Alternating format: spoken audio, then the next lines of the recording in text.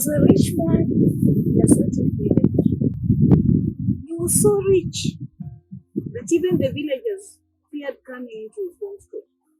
He had a very big house, and he lived with his daughter.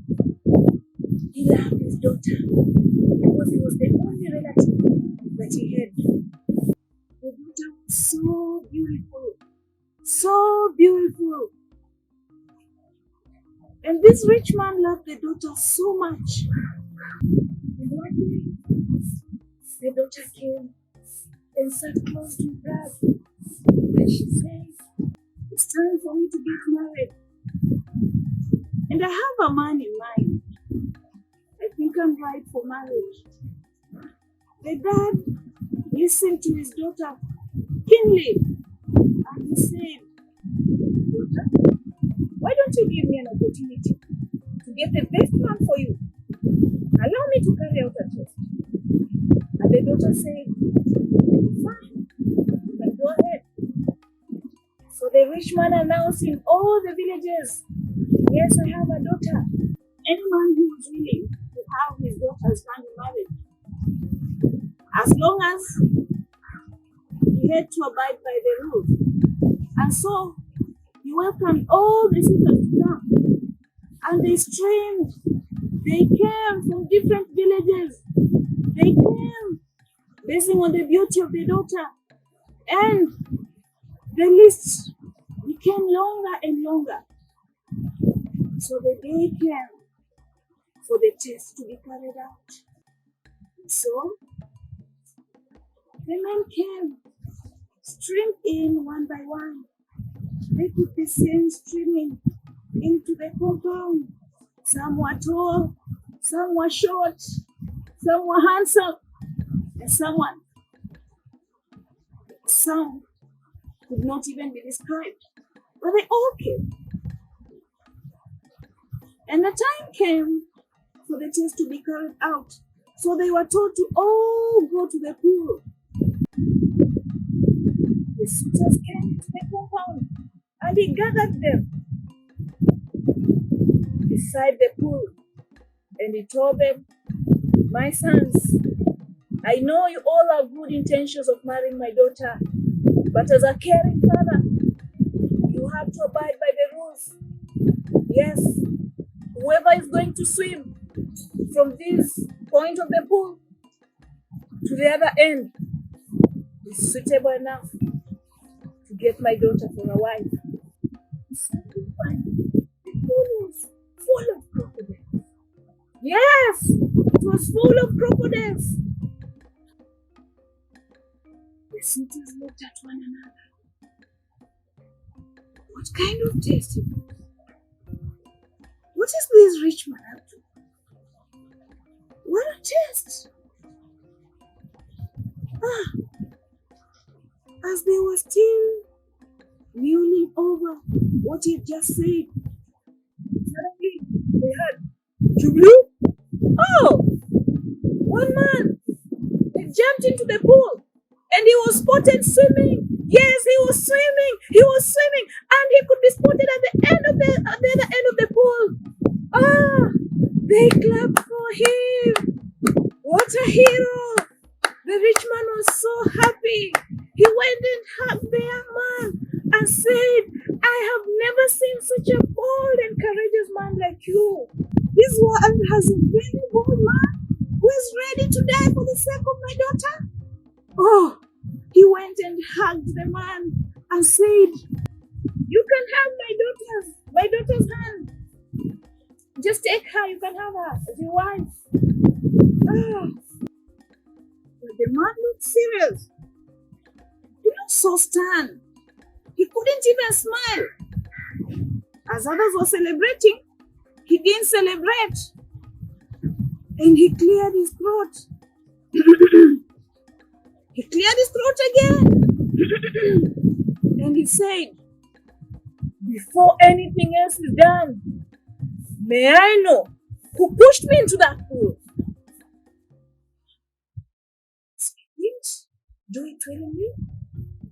You mean he didn't do it by himself? Somebody pushed him? Is he the right man to take the rich man's daughter? Oh, people are confused. And that is the end of my story.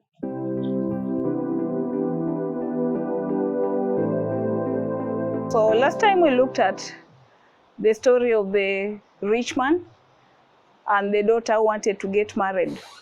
And from the narration, I don't know if you had questions running in your mind. And I don't know how you reacted at the end of the story, because the story ended when we still hoped for something more to come. So when we have suspense at the end of a story, we call it a dilemma narrative.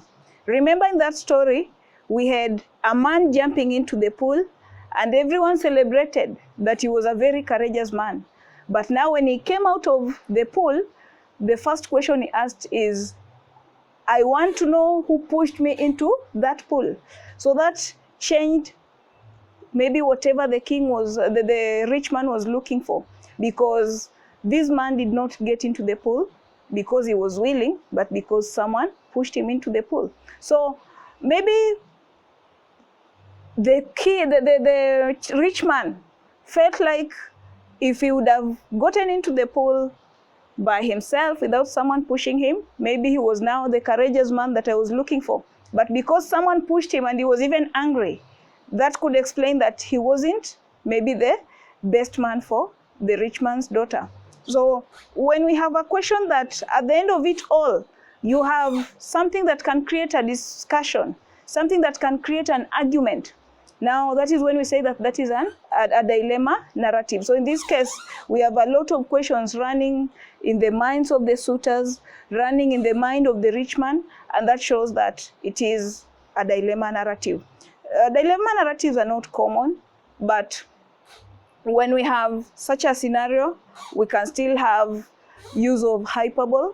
When you talk of hyperbole, that is deliberate exaggeration.